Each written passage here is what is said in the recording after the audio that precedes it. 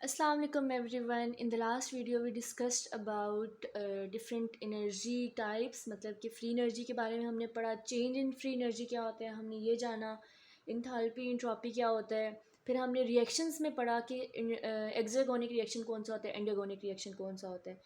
और हमने जो लास्ट वीडियो में जिस भी एनर्जी के बारे में बात की थी कि एनर्जी यूज़ हो रही है या एनर्जी रिलीज़ हो रही है, तो वो एनर्जी यूज़ और release in the form of कोई मॉलिक्यूल होगा। तो वो मॉलिक्यूल जो कि जिस फॉर्म में एनर्जी रिलीज़ हो रही है उसको हम कहते हैं एटीपी। ठीक है, एडिनोसिन ट्राइफॉस्फेट। ठीक है, ये हमारे पास होता है एनर्जी करेंसी जिस फॉर्म में एनर्जी रिलीज़ हो रही है। अब एनर्जी मैं अगर को कहती हूँ कि कोई रिएक्शन एंडरगोनिक रिएक्शन है, तो इससे आपके जहन में आ जाना चाहिए कि ये वो रिएक्शन होता है जिसमें एटीपी यूज़ हो रहा है, जिसमें एनर्जी यूज़ हो रही है। अब एनर्जी कोई हवा की फॉर्म में तो यूज़ नहीं हो रही होगी ना, तो एनर्जी किसी एक मॉलिक्यूल की फॉर्म में यूज़ हो रही होगी। That molecule is ATP. बताने का मकसद ये कि जितनी भी मैं एनर्जी की बात करी थी लास्ट वीडियो में, वो सारी एनर्जी क्या है, वो एटीपी है। अब एटीपी क्या होता है? एटीपी हमारे पास एक जो है स्ट्रक्चर है। एटीपी हमारे पास एक ऐसा मॉलिक्यूल है जिसके अंदर तीन डिफरेंट चीज़ें होती हैं। एक चीज़ है हमारे पास उसके अंदर नाइट्रोजनस बेस, सेकेंडली उसके अंदर होती है शुगर, और थर्ड चीज़ उसके अंदर होती है फॉस्फेट। ठीक है, नाइट्रोजनस बेस जो है वो हमारे पास एडेनिन की फॉर्म में हो सकती है, गवानीन, साइटोसिन, थायामीन, ये चार डिफरेंट फॉर्म्स हैं नाइट्रोजनस बेसिस की। शुगर उसकी फॉर्म में, शुगर जो है वो राइबोज की फॉर्म में होती है या डीऑक्सीराइबोज, लेकिन एटीपी के केस में राइबोज की फॉर्म में शुगर होती है। देन हमारे पास फॉस्फेट होते हैं। तीन फॉस्फेट होंगे तो एटीपी कहेंगे इसको, दो फॉस्फेट होंगे तो एडीपी कहेंगे, मतलब कि एडिनोसिन डाइफॉस्फेट। और अगर एक फॉस्फेट होगा तो उसको हम कहते हैं एएमपी, यानी कि एडिनोसिन मोनोफॉस्फेट। अब ये एनर्जी की जितनी भी गेम चल रही होती है ना, ये सारी गेम फॉस्फेट्स की होती है। जब कोई फॉस्फेट इस पूरे मॉलिक्यूल से ब्रेक होके ये फॉस्फेट जैसे निकल गया ना, दो फॉस्फेट रह गए, तो इस फॉस्फेट के निकलने से एनर्जी रिलीज हो रही होती है। ठीक है, एक फॉस्फेट निकलेगा तो हमारे पास कुछ एनर्जी रिलीज होगी, दो फॉस्फेट निकलेंगे तो थोड़ी ज़्यादा एनर्जी रिलीज होगी। ठीक है, तो ये इन फॉस्फेट के अटैच होने से और इन फॉस्फेट के डीटैच होने से एनर्जी जो है ना वो रिलीज और एनर्जी गेन हो रही होती है। इसलिए एटीपी हमारे पास एनर्जी करेंसी है। और अगर एटीपी में भी पर्टिकुलरली बात की जाए तो इसके फॉस्फेट्स जो है ना वो एनर्जी करेंसी हैं। और हमारे पास जो फ्री एनर्जी होती है पर एटीपी मॉलिक्यूल, वो हमारे पास -7.3 किलो कैलोरीज पर मोल होती है। फ्री एनर्जी क्या होती है ये आपको पता होगा अगर आपने लास्ट वीडियो देखी है तो। एटीपी का फंक्शन क्या होता है? एटीपी हमारे पास बॉडी में सारे जो काम कर रहे हैं ना वो एटीपी ही कर रहे हैं, मतलब सारा जो फंक्शनिंग हो रही है ना उसमें जो एनर्जी यूज़ हो रही है वो एटीपी के। अब मसल कॉन्ट्रैक्शन में एनर्जी चाहिए, नर्व को कंडक्ट होने में एनर्जी चाहिए, कोई एक्टिव ट्रांसपोर्ट हो रहा है सेल के अंदर, उसके लिए एनर्जी चाहिए। बायोसिंथेटिक कोई चीज़ बन रही है बॉडी के अंदर, हमारे पास फैटी एसिड्स बन रहे हैं या हमारे पास कोई कोई भी चीज़ बन रही है, एटीपी चाहिए। कोई एलोस्टेरिक मॉडिफायर्स काम कर रहे हैं, एंजाइम्स का कोई फंक्शन हो रहा है, एनर्जी चाहिए। इसके अलावा हमारे पास कोई भी साइकिल है उसको स्टार्ट करने के लिए हमें एनर्जी चाहिए होती है। ये सारी energy in the form of ATP body के पास मिल रही होती है। अब एटीपी के हमने देख लिया इतने फ़ायदे हैं, इतने उसका काम है। अब ये एटीपी आता कहाँ से है? हम एटीपी तो नहीं खाते, तो एटीपी बनता कैसे है बॉडी में? बॉडी के अंदर एटीपी दो प्रोसेसेस से बन रहा होता है। हम जो भी फूड ले रहे होते हैं ना, बेशक हम कार्बोहाइड्रेट्स मतलब रोटी, ब्रेड, ये चीज़ें खा रहे हों, हम प्रोटीन्स यानी कि चिकन खा रहे हों, या फिर हम फैट्स यानी डेयरी प्रोडक्ट खा रहे हैं, कोई भी चीज़ खा रहे हैं, मतलब कोई भी डाइट हम ले रहे हैं, जब वो बॉडी के अंदर जाती है तो वो एक सीरीज ऑफ प्रोसेस में से गुजर रही होती है। जब वो उन प्रोसेसेस में से गुजरती है ना तो एटीपी बन रहा होता है। अब वो प्रोसेसेस क्या है? ग्लाइकोलिसिस है, क्रेब्स साइकिल है और इलेक्ट्रॉन ट्रांसपोर्ट चेन है। जब इन प्रोसेसेस के अंदर से फूड पास आउट हो रही होती है, फूड प्रोसेस हो रही होती है, तो हमारे पास एटीपी बन रहा होता है। अब इन डिटेल हम आगे पूरा देखेंगे कि किस तरह ग्लाइकोलिसिस होती है, उधर से कैसे एटीपी बन रहा है, हमारे पास क्रेब्स साइकिल से कैसे बन रहा है, इलेक्ट्रॉन ट्रांसपोर्ट चेन से कैसे बन रहा है। अगर हम इस पूरे प्रोसेस को दो लेवल्स में डिवाइड कर दें तो दो, हम कह सकते हैं दो लेवल्स हैं एटीपी बनने के। एक सबस्ट्रेट के थ्रू एटीपी, एक सबस्ट्रेट लेवल पे एटीपी बन रही है, और एक ऑक्सीडेटिव फॉस्फोराइलेशन के थ्रू एटीपी बन रही है। अब सबस्ट्रेट लेवल क्या होता है? सबस्ट्रेट लेवल ये होता है कि हमारे पास एडीपी प्रेजेंट है, मतलब डाईफॉस्फेट, दो फॉस्फेट वाली, उसके अंदर एक इनऑर्गेनिक फॉस्फेट ऐड होता है और एटीपी बन जाता है। अब ये वाला रिएक्शन कहाँ हो रहा है? ये रिएक्शन हमारे पास ग्लाइकोलिसिस में कुछ स्टेप्स हैं। ये भी अगर आपको समझ नहीं भी आ रहे तो कौन से स्टेप्स हैं, ये कोई ज़रूरत नहीं है इसको यहाँ पे समझने की, क्योंकि मैं ग्लाइकोलिसिस इन डिटेल समझाऊंगी तो आपको पता चलेगा। बट अगर लॉन्ग टर्म शॉर्ट हम बात करें तो ग्लाइकोलिसिस के अंदर कुछ स्टेप्स होते हैं जिनके अंदर एटीपी बन रहा होता है, वो एटीपी सबस्ट्रेट लेवल पे बन रहा होता है, ठीक है।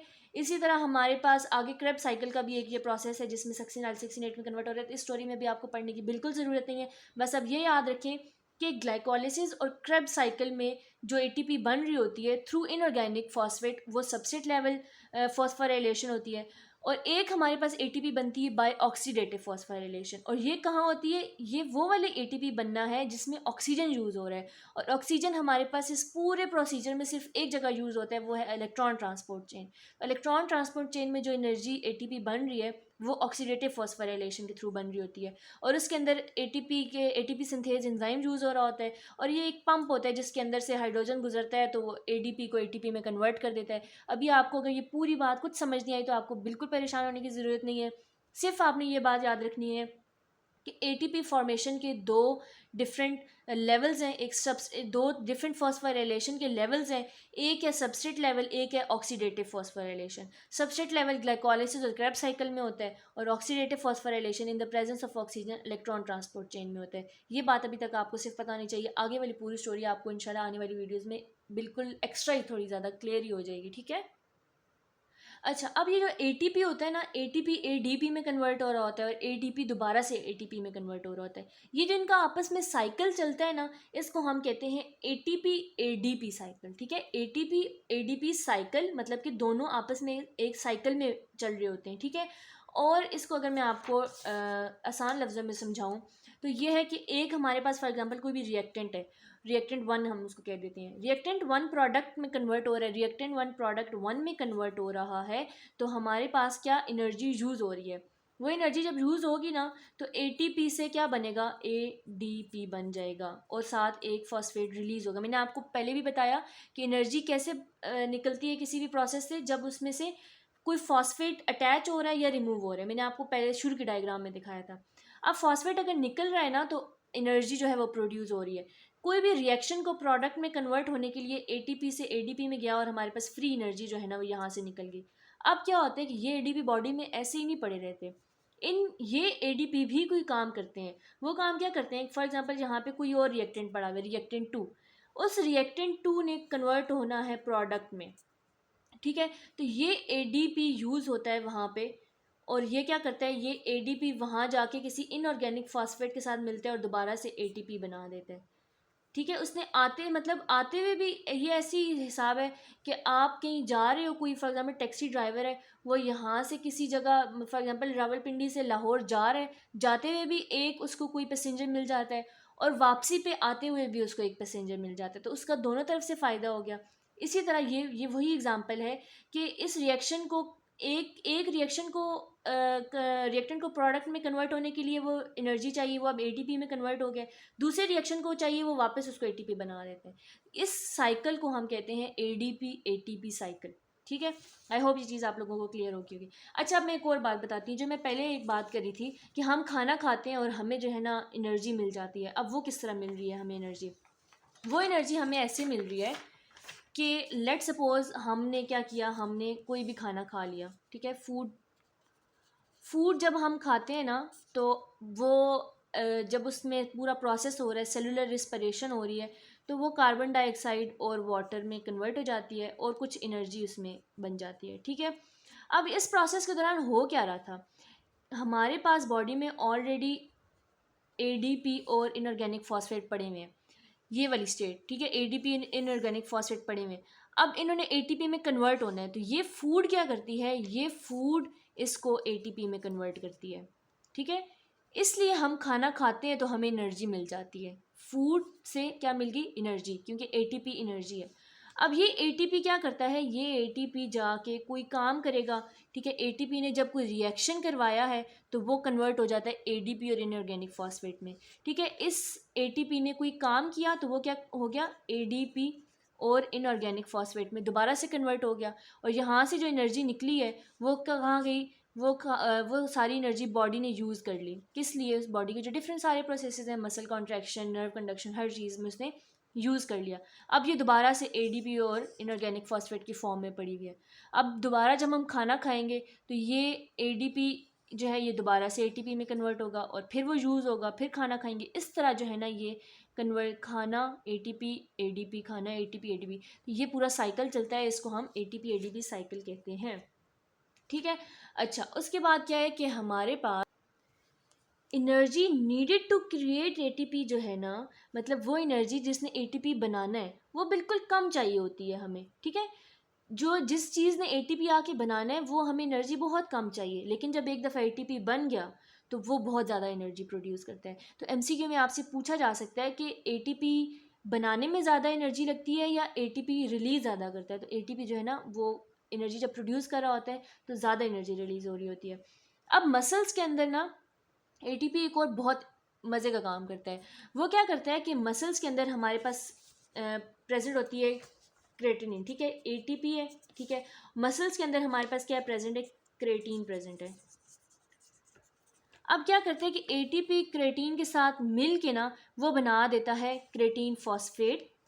ठीक है। क्रेटीन फॉस्फेट, मैं इसको सीपी लिख रही हूँ। अब जब इस एटीपी ने अपना एक फॉस्फेट इस क्रेटीन को दे दिया तो वो क्रेटीन फॉस्फेट बन गया, तो पीछे एटीपी क्या बच गया? एडीपी बच गया, क्योंकि उसने अपना एक फॉस्फेट क्रेटीन को दे दिया। अब ये सीपी जो है ना वो हमारे मसल्स में पड़ा पड़ा हुआ है। मसल्स को जब अब एनर्जी चाहिए, ये स्टोर हुई है क्रेटीन फॉस्फेट की फॉर्म में, एनर्जी स्टोर हुई है। जब मसल्स को एनर्जी चाहिए, एटीपी चाहिए, तो वो क्या करता है? वो एक एंजाइम लेके आता है यहाँ पे जिसको हम कहते हैं creatine phosphate, sorry creatine kinase. ठीक है।